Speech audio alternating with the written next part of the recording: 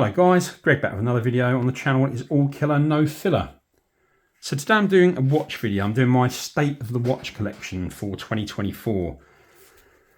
State of the watch collection is quite a well-known video concept in the watch world. I hope this is still of interest to any of you guys that are here for fragrance content. This is going to be quite a long video, so if it is of interest to you, grab a drink, get comfortable. I'm going to do this in one take like I do with all my videos. I've got tons of watches around that I've got to find to show you. So this is going to be scrappy. It's not going to be polished, but my videos never are. So bear with me. Before we get into it, just an important note. I don't keep any expensive watches at home, and you shouldn't either. With the exception of a few G-Shocks, all my collection's kept in the bank. I just collected them today to do this video, and they'll all be back at the bank by the time the video goes out. I've got quite a diverse watch collection. Not so much in terms of style, more in terms of cost, but generally I like sport watches, just a few exceptions to that. But I've been through all the phases that most watch fanatics go through. I went through a watch snob phase where I only wore high-end watches, wasn't interested in anything else. Excuse me. And then I decided high-end watches were a waste of money. Started to buy loads and loads of sub 1,000, sub 500 pound watches. But I've reached the stage now where my collection's really mixed, and it's only based on personal preference. It's not about what other people like. I'm not seeking approval from anyone else. I just buy what I like, wear what I like. And I've discovered over the past few years you can get a ton of pleasure from wearing a watch that costs £200, and you can feel absolutely no connection with a watch that costs thousands of pounds. Right, so let's crack on with it. Like many of us, my first watch memories were of Casio. And I recently bought these two just for nostalgia reasons, because these were ones that I used to wear as a kid, or certainly the silver one was. I'm sure you recognise these. So these are two. I don't really wear them, but they're in the collection. But my sort of love for Casio currently is around the G-Shock range. And I've got 7 G-Shocks currently, which I'm going to show you. We'll start with this one, which is a limited edition from Hodinkee. This is the Ed Sheeran Subtract X. Quite a Marmite watch, very loud. But yeah, I really like this one. And keeping it with the limited edition Hodinkees, I've got a second. A little bit more subdued, but similar sort of form factor. This is the John Mayer limited edition from Hodinkee. Really like this one. And then third limited edition Hodinkee G-Shock is the Ben Clymer. Any of you that don't know, Ben Clymer is the founder of Hodinkee, which is a website, a publication. They've got a YouTube channel. Really helped get me into the watch hobby. A brilliant resource. If you aren't aware of them, go to the Hodinkee YouTube channel and look for their Talking Watches series. It's really, really good. So that's the third limited edition Hodinkee one. Then I've got a few Casioks. Casio, called that because they resemble the shape of an AP Royal Oak. This is the metal Casio with the green dial. Haven't worn this much, but one of my favourite versions of this watch. And then I've got 2 limited edition G-Shocks. This is the Manga Comic limited edition. I have this one in blue and in white. I think these are really, really cool with all this detail on. I think they were £139 retail on the Casio website, but I missed the boat with that. I had to go to eBay. I paid $260 for the blue and $300 for the white. So I paid well over. But I think these are superb. I'm just glad that I managed to get hold of one of each. So that is the Casio range. And now I'm going to show you some more affordable. Well, these ones are affordable, but more of the affordable watches in my collection. Now, affordable is obviously a subjective term. You know, affordable for some people is not the same for others, but really I'm just saying these are more obtainable pieces for many people. And we're going to start with the watch that started it all for me, really, and it's this one. Now, on my 40th birthday, my parents said they wanted to buy me a gift, something to remember my 40th birthday. I wasn't into watches, but they suggested a watch, so I started to look for watches in the £500 price range, which at that time I thought was a huge amount for a watch, and I found this Tissot PRS 516. Absolutely love this watch still today. I had it for about 8 years. The person that tipped me off about this is a chap called Renatus, friend of mine from Facebook that owned this watch. A shout out to you. But it's a great introduction to Swiss watches. It's a racing style watch, but can be worn more dressy as well. It's 42mm across, at 11mm thick. Runs off an ETA movement. very reliable movement. But it's got this, it's got polished lugs. It's got this iron-plated fixed bezel around the side. Really high-quality strap, much better than those on, a lot more expensive watches. But one that I'd never sell, and the one that really started it all for me. And then after that, I really got into the hobby. And the first one that I bought for myself is the first of my Seikos that I'm going to show you. And this is the Seiko SKX, and this is the 009 version, which is the Pepsi model, which a lot of you guys will know. Quite a clunky watch, has a really rough bezel, no hacking movement. You have to shake it to get it to start, but all those things just add to the charm of this. I've had this 8 years. It's travelled the world with me. I absolutely love it. Would never part with this one. So yeah, that is my first Seiko. The second Seiko is an interesting one. This got a lot of hype when Hodinkee did a article on their website, and they called this the $75 watch that looks $1 million. And this is the Seiko 5 SNK L23. Really beautiful piece. You probably won't find it for that price anymore since they did that article, but you can still find it as at a reasonable price. I'm not sure how well the camera picks this up. If I tilt this a bit, you'll see the beautiful pattern on this dial. It's just a beautiful, classy watch. Runs off quite a simple, cheap movement, but it's a cheap watch. It's got lots of lovely polished surfaces. Very classy, dressy watch. I took it off the bracelet and put it on this NATO Bond strap, which I think works really well. But another one that I'm really pleased to have. And yeah. And the third and final Seiko, the most important watch in my whole collection, including all my luxury pieces. This is the watch that I bought for my dad for his 70th birthday, and he wore this every day, which unfortunately was less than 2 years before he passed away back in 2020. But this is the Saab 033, made famous really by TGV on the Urban Gentry channel. Just a very classy, dressy watch. I think it's about £300 I paid for this. But absolutely love this. Wouldn't part with this one for obvious reasons for any amount of money. And that's my third Seiko. Next up, we've got one from a very respected brand. The brand is Orient. And this one is the Neo 70s Panda. It's a solo-powered quartz. Previous owner that I bought this off hadn't worn this for quite a long time, and I had to sit this out in the sunshine for 4 days to get this one to work. But really lovely looking watch, nice leather bracelet. I can't remember if I put it on there. I think it came on a bracelet and I put it on the leather strap, which suits this watch better, but obviously resembles a Panda Daytona. If you don't want to pay 25 grand for one of those today, this is a good cheap option, but really, really nice piece. Really enjoy this one. That's Orient Neo 70s Panda. So next up, I've got some micro brand watches. I went through a real micro brand stage. I had about 30 at one stage, but now I've whittled this down to 4, I think. The first one I've got here is from a brand that you don't really hear talked about, but they make some great timepieces. The brand's called Astor and Banks, as you can see on the dial there. And this is their Fortitude Light with the mint green dial. They make, the founder is a guy called Andrew Perez. They're based in Chicago, I believe. And they make limited batch runs of watches. I think I had to wait 7 months after pre-order for this one, but it was worth the wait.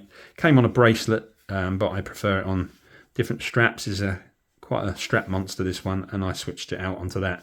So I really like that one. Second one that I've got here is one of the better known micro brand watches from Studio Underdog. This is the Watermelon. And Studio Underdog, for any of you that don't know, started in 2020 during COVID as a project by the founder Richard Benck. Really nice chap. And this is really my favourite watch from them. Great summer watch, great colours, as you can see. A real sort of attention grabber, starts a lot of conversations. But really pleased to have this one. Another fun piece next from another brand that I think make great watches at affordable prices. The brand's called Nodus. And this one is their Retrospect 3 Flare in orange. Again, this one came on a bracelet. I put this on a rubber strap, which I think fits it much better. Very sporty, very loud. Really enjoy this one. And my fourth and final remaining micro brand watch, which I've got to try and find because it's sitting here somewhere. It's from one of the best known micro brands. This is from Baltic, and this is their Airmatique with a glacier black dial, which hopefully you can see there. I've got a full review on my channel for this one, so if you're interested in finding a bit more, I'll leave a link in the video description for that one.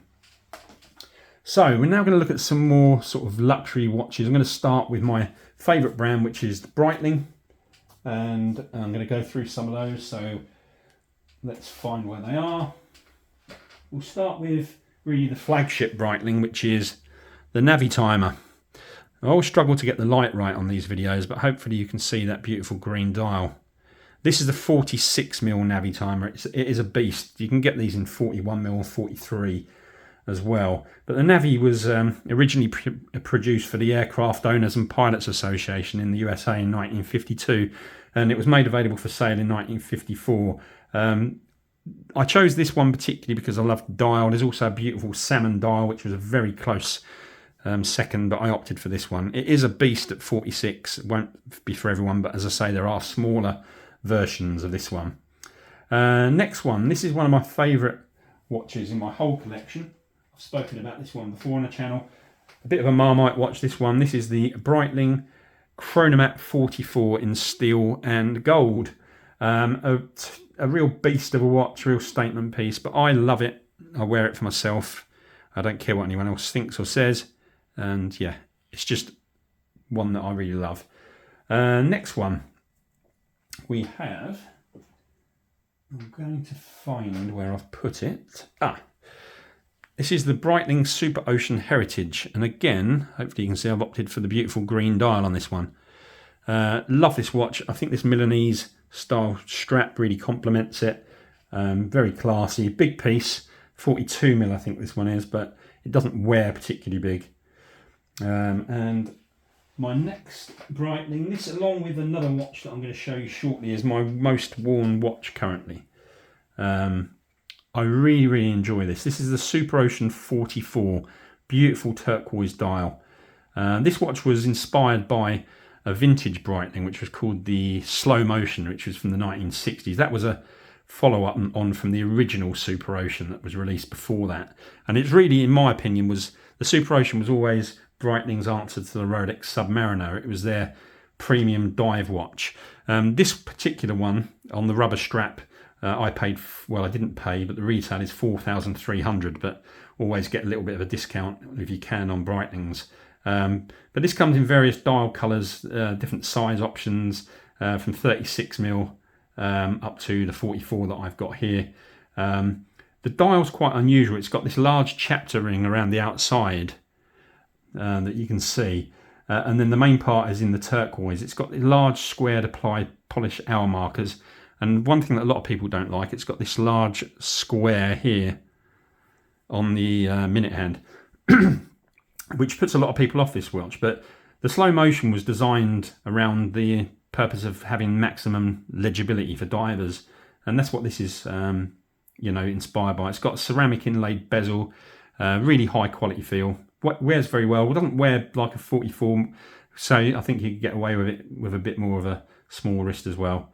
I think it's got a modified ETA movement in here, 38 hours of power reserve, 300 meters water resistant, but you get the idea.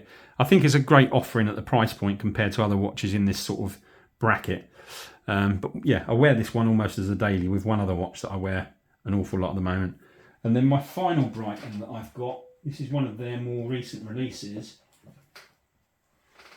and this one is the Avenger chronograph with the mint green dial and the green strap. This one, I think this is a stunning piece. The contrast of the sort of steel bezel with the green dial, hopefully you can see that. I just think it pops. Really enjoy this one. It looks great on that strap. Beautiful piece. And that's my final Breitling. Absolutely love Breitlings, as you can tell. So now we're going to go on to the next brand. Bear with me while I locate them. My professional video style. So we're going to go on to Omegas. And the first one that I'm going to show you here is the other watch that I just alluded to. That is my most worn watch. This is the Omega Seamaster 300. I went for the blue dial with a blue rubber strap. Love this watch, love everything about it, wear it more than any other.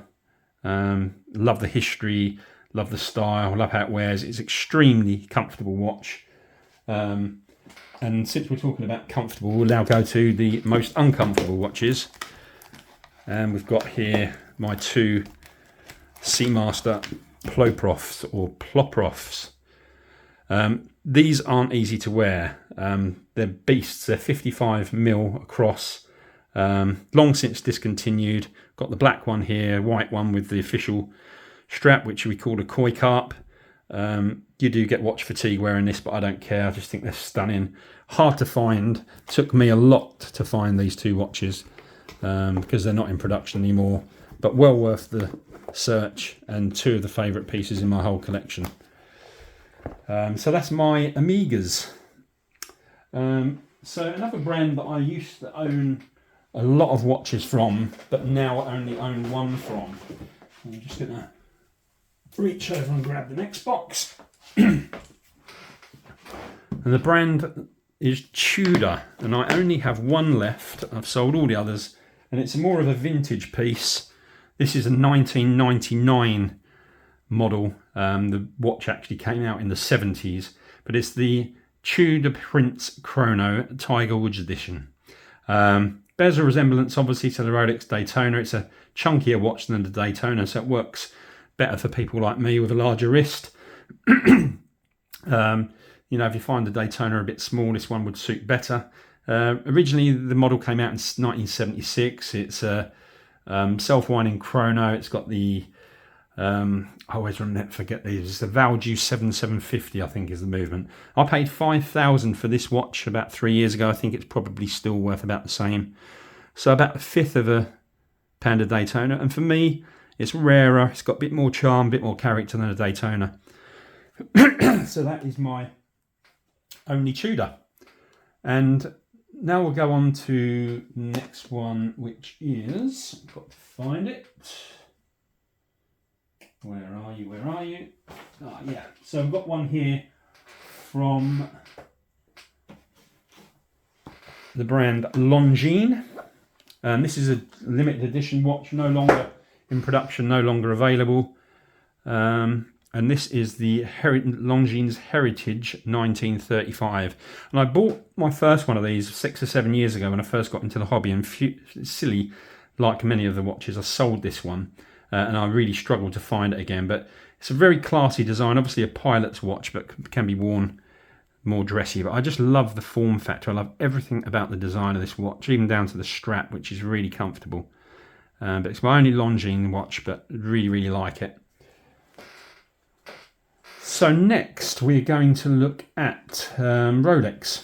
I've owned most versions, a version of most Rolex models at some stage. I've now narrowed it down to the three that I like the most and the ones that I actually wear.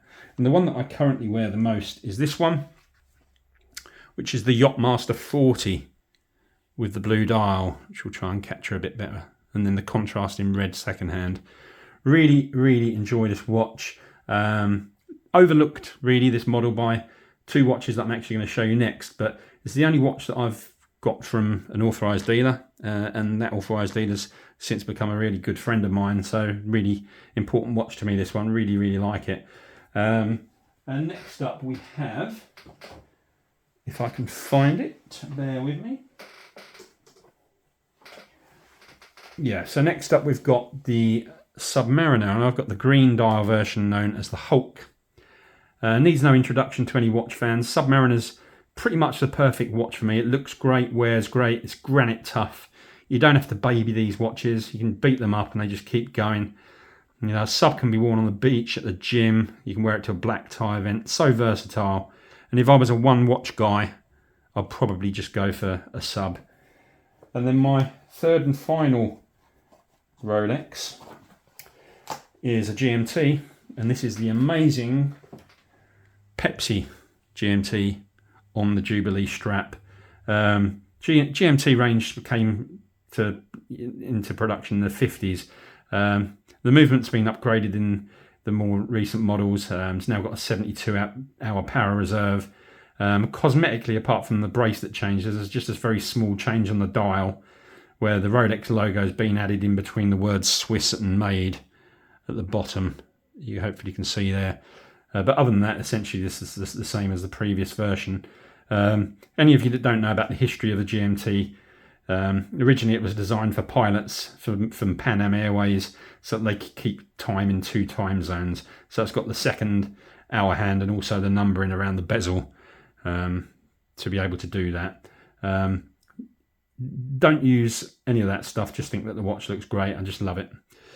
So that is my Pepsi GMT. And then the final watch, last but not least, purchased this one about 2 years ago, and believe it or not, sad to say this, I've never actually worn it due to the value. And this one is Audemars Piguet Royal Oak Offshore in beautiful blue. This is actually for sale. If anyone's interested in this watch, leave me a message in the comments.